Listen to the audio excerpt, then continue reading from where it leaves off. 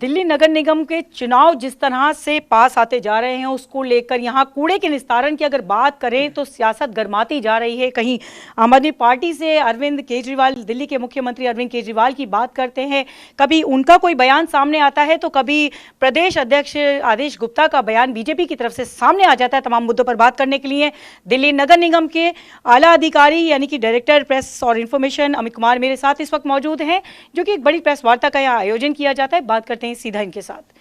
आज प्रेस वार्ता का आयोजन किया जाता है, क्या कहना चाहेंगे, किस विषय को लेकर प्रेस वार्ता का आयोजन किया जाता है? प्रेस वार्ता का आयोजन मुख्यतः हमारे लैंडफिल साइट्स पे जो हम कार्य कर रहे हैं उसकी प्रगति क्या है उसके बारे में हम मीडिया बंधु को बताना चाहते थे और उनसे इस आशय जो भी इन्फॉर्मेशन थी उनको अवगत करा दिया। ये हमारा तमाम इन्फॉर्मेशन की सर जानकारी चाहेंगे? मैंने प्रेस कॉन्फ्रेंस में सब सारी जानकारी शेयर की है और आपको जो भी जानकारी चाहिए होगी हम ज़रूर शेयर करेंगे। हम लोग हमेशा अपने मीडिया बंधुओं के लिए खुले हुए हैं, जब जो जानकारी चाहिए ऑलवेज देयर प्रोवाइड कर दी जाएगी। अमित जी, कूड़े के निस्तारण की अगर हम बात करते हैं तो देखिए यहाँ 3 जो है लैंडफिल साइट आ जाती हैं, जिसमें कि आप भलसवा डेयरी की बात करते हैं या फिर ओखला की बात करते हैं या फिर हम साथ में गाजीपुर की बात करते हैं। तो सबसे पहले आंकड़े लमसम क्या कहते हैं वहाँ के कूड़े को लेकर, और दूसरी बात उनके निस्तारण के लिए आप लोग क्या विशेष करने वाले हैं दिल्ली नगर निगम की तरफ से? देखिए, अभी जब हम शुरुआत करें, अगर हम 3 साल पहले की बात करें तो हमारे तीनों लैंडफिल साइट्स पे जो कूड़े की जो वॉल्यूम थी, क्वांटिटी वहाँ पे थी वो 280 लाख मीट्रिक टन थी। और अभी लास्ट 1 साल या 1.5 साल से बोल सकते हैं हम लोगों ने इस काम में गति लाई है और 6 महीने में आगे जोड़ना चाहूँगा कि इसमें और भी शीघ्रता लाई है और अभी फ़िलहाल हम 77 लाख मीट्रिक टन कूड़ा का निस्तारण करने में सफल हुए हैं। तो जो कूड़े का जो पहाड़ यहाँ की चर्चा का विषय बना रहता है तो उसमें ये मैं स्पष्ट करना चाहूँगा कि कई जगहों पे हमने कूड़े के पहाड़ की जो ऊंचाई है 10 से 15 मीटर हर एक लैंडफिल साइट्स पे 10 से 15 मीटर, कहीं पे 12 मीटर, कहीं पे 18 मीटर, कहीं पे 30 मीटर भी हमने कम कर दिया है। तो ये उपलब्धि हमारे लिए है और इसके लिए अथक प्रयास जारी है। पूरी निगम इसमें बिल्कुल कर्मठता से लगी हुई है और हमें विश्वास है कि जो हमने इसका टाइमलाइन फिक्स किया है मार्च 24 तक वो हम इसको अचीव कर लेंगे और मार्च 24 तक कूड़े के पहाड़ जो लगे हुए हैं, जो ढेर कूड़े का लगा हुआ है, उसका बायो रेमेडिएशन करके उसका निस्तारण कर देंगे। आपने कहा कि कूड़े के पहाड़ों का आप निस्तारण करेंगे, इसको किस प्रकार से करेंगे? तेखंड की अगर बात करें, किस प्रकार से इसमें क्या भूमिका निभाते हैं तेखंड? देखिए, तेखंड तो नहीं, ओखला में हमारा एक लैंडफिल साइट है। अगर मैं उस लैंडफिल साइट की बात करूँ तो वहाँ पे रोज़ 1700 टन कूड़ा हमारा जाता है।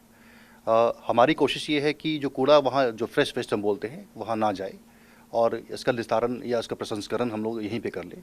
तो इस संबंध में हम लोग अपने निगम ने 4 वेस्ट टू एनर्जी प्लांट बिठाए हुए हैं। कंपोस्टर्स हमने बिठाए हैं। MRF जो मटेरियल रिकवरी फैसिलिटी करती है उसका का भी हमने ये स्थापना किया है और इन सब उपक्रमों से हमें सफलता मिल रही है और लगभग 75% कूड़ा जो दिल्ली में डेली जो जनरेट होता है उसका हम प्रसंस्करण कर लेते हैं। बाकी 25% कूड़ा ही लैंडफिल साइट भी जा पाती है। अभी आपने ओखला की बात की तो ओखला में 1700 टन कूड़ा जाता है हर दिन और अभी हाल में तैखंड में हमने एक वेस्ट टू एनर्जी प्लांट का उद्घाटन किया है और चौथा प्लांट हमारा वेस्ट टू एनर्जी प्लांट है, बिल्कुल ही मॉडर्न प्लांट है। और इसके आने से मैं आपको ये बताना चाहूँगा, बिल्कुल बहुत हर्ष के साथ बता रहा हूँ कि 1700 टन जो कूड़ा रोज़ जाता था ओखला लैंडफिल साइट पे वो आज के दिन में घट के 400 से 500 टन हो गया है। तो ये दर्शाता है कि निगम जो भी कूड़ा के निस्तारण के लिए और कूड़ा लैंडफिल साइट पे ना जाए, नया कूड़ा ना जाए, उसके लिए जो भी कार्य हो सकते हैं उस कार्य को कर रही है। आपने बताया कि जहां 1700 जा रहा था 400-500 रह जाता है, काफ़ी फ़र्क पड़ता है और एक बड़ी उपलब्धि मानती हूँ मैं इसको। कहीं ना कहीं जाकर हमारे चैनल पर तो हम इसे उपलब्धि ही मानते हैं दिल्ली नगर निगम के द्वारा कूड़ा निस्तारण को लेकर। अच्छा, इसके अलावा ज़ीरो वेस्ट कॉलोनी भी कहीं ना कहीं जो है दिल्ली नगर निगम के द्वारा प्रायोजित की गई थी, जिसमें 28 ज़ीरो वेस्ट कॉलोनियों को सम्मानित भी किया गया था। अब जब बात करते हैं ज़ीरो वेस्ट कॉलोनी की तो कूड़े के मामले में इसमें आपको कितनी सहायता मिलती है? जीरो वेस्ट कॉलोनी तो हमारा एक बहुत ही अहम मुद्दा है, हमारा एक अहम विषय है। इसके प्रति हम पूरी तरह से शिद्दत के साथ लगे हुए हैं और मुझे उम्मीद है कि शायद 100 जीरो वेस्ट कॉलोनी 100 कॉलोनियाँ भी जीरो वेस्ट कॉलोनी बनने के कगार पे है और जैसे इनका सर्टिफिकेशन हो जाएगा तो उनको अवार्ड भी दिया जाएगा। तो जीरो वेस्ट कॉलोनी का कॉन्सेप्ट हमारी लैंडफिल साइट के परिप्रेक्ष्य में देखेंगे तो इसकी उपयोगिता ये है कि जैसे मैंने भी बताया आपको कि 11,000 टन कूड़ा हर दिन दिल्ली जनरेट करता है, ये शहर जनरेट करता है। अगर ये जीरो वेस्ट कॉलोनी हो जाएंगी, उनका कूड़ा वही निस्तारण होना शुरू हो जाएगा। सेग्रीगेशन की जो बात करते हैं जीरो वेस्ट कॉलोनी में, हम कहते हैं कि गीला कूड़ा का कंपोस्टिंग ही कर लो, तो आपके पास जो फ्रेश कूड़ा का जो टोटल वॉल्यूम होगा वो काफ़ी घट जाएगा। तो जैसे अभी हमारी क्षमता जो है लगभग 8250 8,250 टन पर डे का है। तो अगर 11,000 में से अगर ये जीरो वेस्ट कॉलोनियाँ बढ़ती जाती हैं और ये अगर ये सफलता मिलती हमें है तो उस क्रम में ये घट के 8,000 हो जाएगा। तो हम जिस हम बात कह रहे हैं कि हम 2025 तक 11,000 टन पर डे का प्रसंस्करण कर पाएंगे, वो हम आज ही वो लक्ष्य को छू लेंगे।